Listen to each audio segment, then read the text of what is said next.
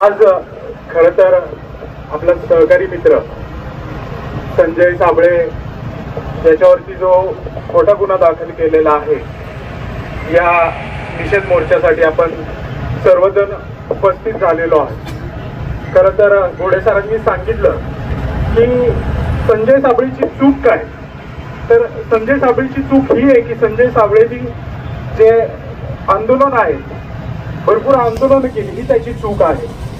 जे आपले हॉस्टेलची मुलं आहेत त्यांना व्यवस्थित त्या ठिकाणी अन्न भेटत नाही किंवा व्यवस्थित जेवण तिथं त्या ठिकाणी तयार केलं जात नाही, त्या ठिकाणी तिथं संजय साबळेंनी विरोध केला, ही संजय साबळेची चूक आहे। परत संजय साबळेंनी आपल्या विद्यार्थ्यांसाठी विविध ठिकाणी जी आंदोलन केली, ही त्याची चूक आहे। खरं तर असा एवढा होतकरू मुलगा असताना सुद्धा खरं तर पोलीस प्रशासनाला विनंती आहे की यांनी हा खरं तर गुन्हा दाखल कसा केला।